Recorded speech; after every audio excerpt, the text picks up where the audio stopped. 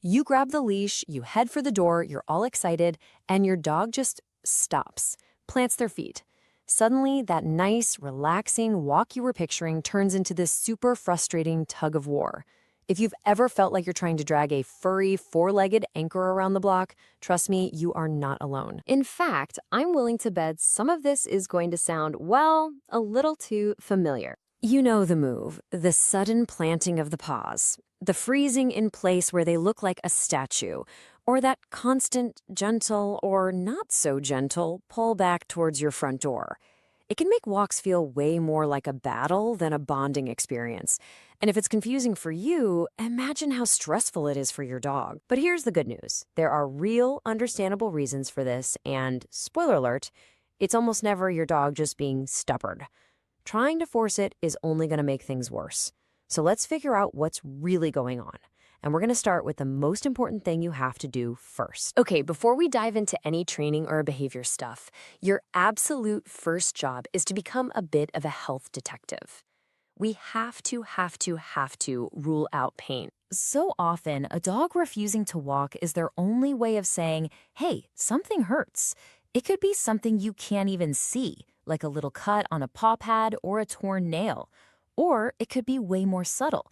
Keep an eye out for them favoring one leg, or maybe a tiny little whimper right before they stop. Even a gradual slowdown that you've been blaming on old age could actually be arthritis. And really, this is the bottom line. It is completely non-negotiable. If you have even the slightest suspicion that something physical is going on, your very first call is to the vet.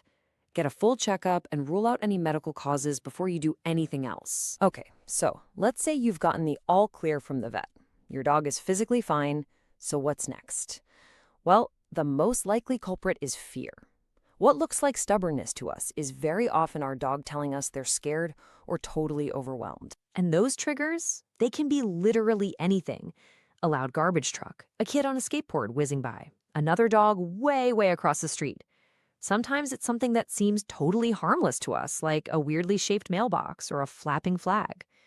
Your job is to watch and see what's happening in the environment the exact moment your dog puts on the brakes. And to really get it, we have to understand this one key concept. And that concept is called threshold. Just think of it like an invisible bubble around your dog. It's their personal comfort zone. It's the point where they can see or hear something that might worry them, but they're far enough away or it's quiet enough that they can still cope and feel okay. Here's how to think about it. When your dog is below threshold, they're in the green zone. They're calm, they're relaxed, and, this is the important part, their brain is open and ready to learn. That's our goal.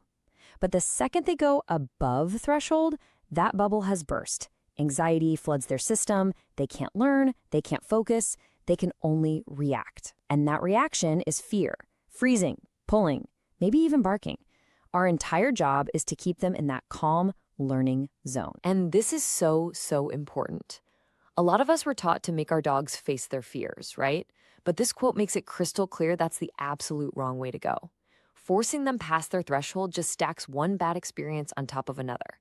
It's a thing called trigger stacking, and it doesn't build their confidence. It just proves to them that, yep, walks are as scary as they thought. Okay, so we're checking for pain and we understand the whole fear threshold thing. Now for the good stuff. What do we actually do?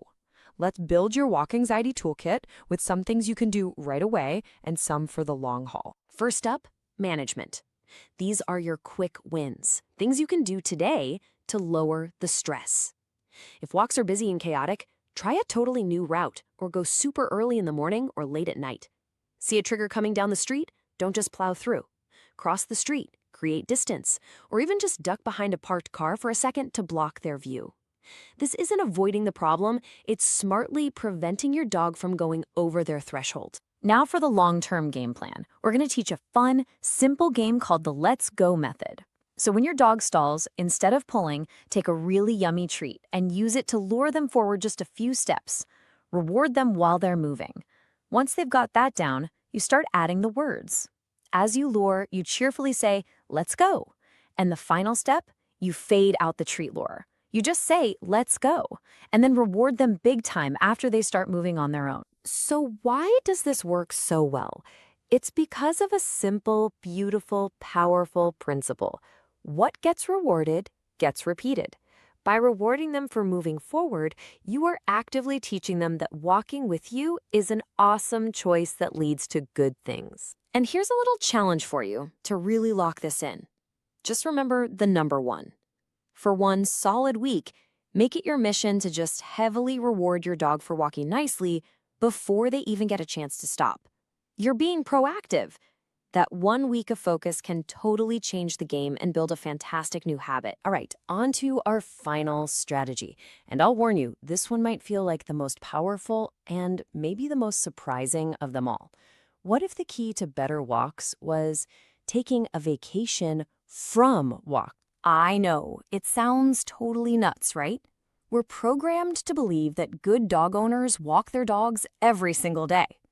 But if every walk is a stressful, negative ordeal for your dog, maybe the kindest, most effective thing you can do is just hit the pause button. And here's why this works. Forcing those stressful walks just builds more anxiety and practices the very behavior you're trying to stop. It can even hurt your relationship. But taking a break, it lets all those stress hormones in their body just, go down. It allows them to decompress, and it gives you a totally clean slate to start fresh when you're ready. And taking a walkation definitely doesn't mean your dog lies around doing nothing.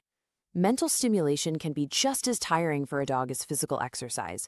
You can play scent games by hiding treats around the house, break out the puzzle toys, have short, fun trick training sessions, play tug, or you could even rent a private fenced-in yard for some safe, joyful, off-leash zoomies. Then, when you're both ready to try again, you'll do it with a plan. You'll start with super short, low-pressure outings, maybe just to the end of the driveway and back. You'll go at quiet times, to safe places, and you'll have that management toolkit ready to go. The goal isn't distance anymore. The goal is just to have a calm, positive experience. Which leaves us with this one last thought to chew on. We can get so fixated on this idea that being a good dog owner means taking our dog for a long walk every single day. But what if we redefined what exercise and fun and enrichment actually look like for our specific dog? What if we listen to what they truly need instead of what we think they should be doing? That's how we build a stronger, happier, and way less stressful life together.